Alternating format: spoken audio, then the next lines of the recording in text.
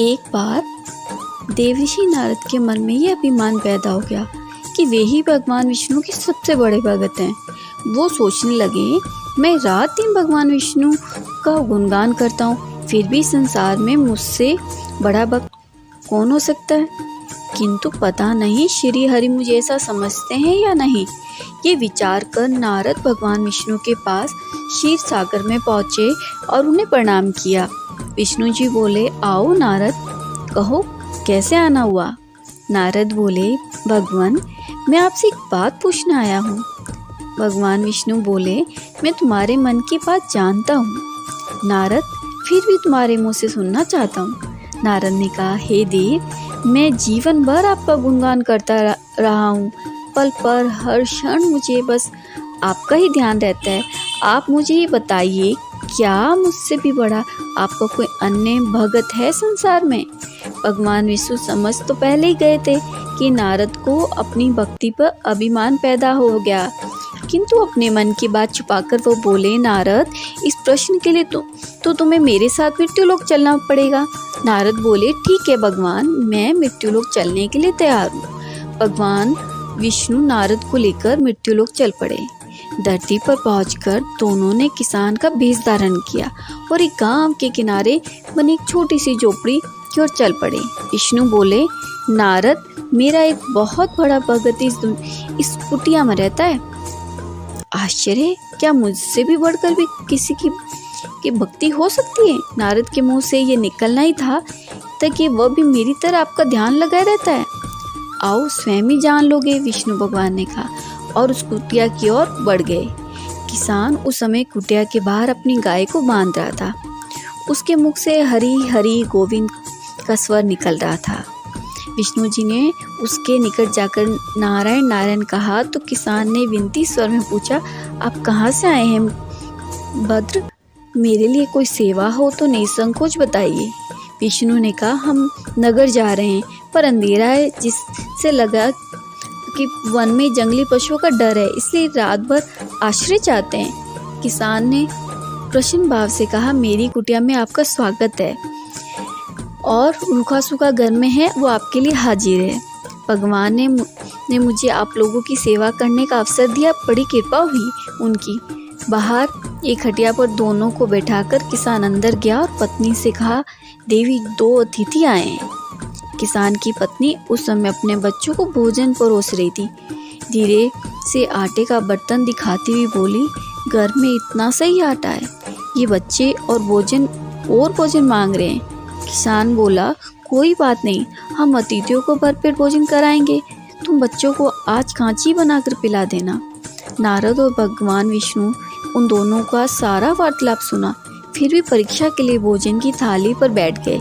जब दोनों भरपेट भोजन कर चुके थे तो नारद सोचने लगे, यह सीधा साधा ग्रस्त भगवान का सबसे बड़ा भक्त कैसे हो सकता है। उधर श्री हरि ने किसान से और भोजन लाने की फरमाइश कर दी। बोले, मेरा पेट अभी भी नहीं भरा, क्या और भोजन मिलेगा। किसान ने रसोई घर में जो गया और जाकर पत्नी से पूछा, कुछ और भोजन बचा है क्या।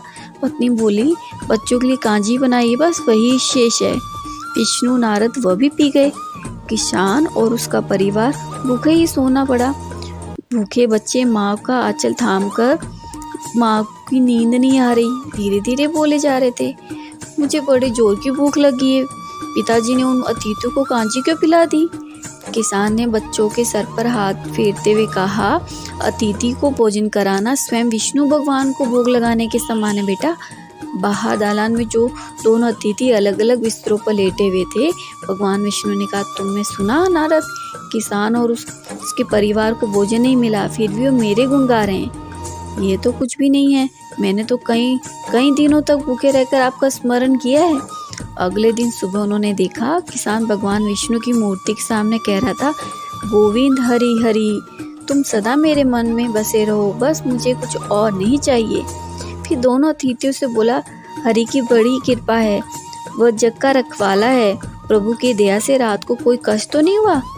जब तक आपका जी चाहे तब तक आप दोनों यहाँ रहें, मैं खेत पर जा रहा हूँ। भगवान श्री हरि बोले, हम भी तुम्हारे साथ चलेंगे, यदि तुम्हें कोई आपत्ति नहीं हो तो। नारद और विष्णु भगवान किसान के साथ उसके खेत पर चल दिए। किसान बोला, यही अपना खेत है, अब मैं अपना काम करूँगा। गोविंद हरि हरि। नारद बोले, तुम तो सत्पुरुष हो, भगवान के बड़े भक्त हो, हर घड़ी उनका नाम लेते रहते हो। किसान बोला, अरे कहाँ, काम से जब भी थोड़ा थोड़ा समय मिलता है तभी उनका नाम ले लेता हूँ। नारद ने पूछा, कब कब मिलता है समय?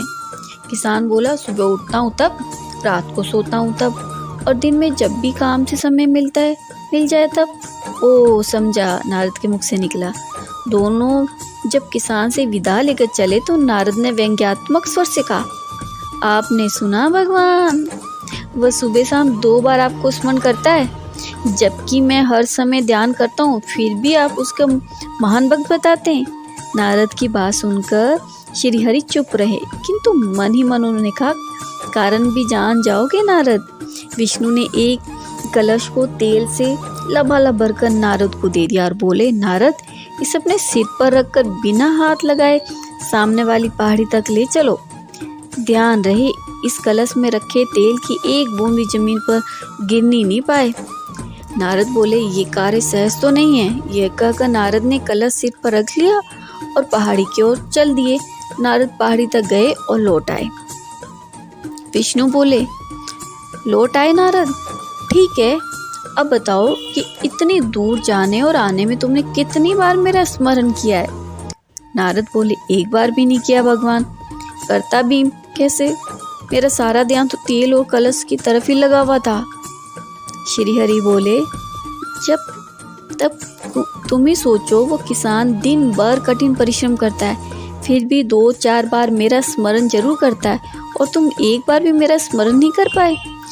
विष्णु जी की बात सुनकर नारद ने अंतर्चक्षु खुल गए। वो भी श्री हरि चरणों में गिरकर बोले, मान गया प्रभु, जो संसार के झंझटों में रहकर भी आपका स्मरण करते हैं, वे ही सबसे बड़े भक्त हैं। गोविंद हरि हरि।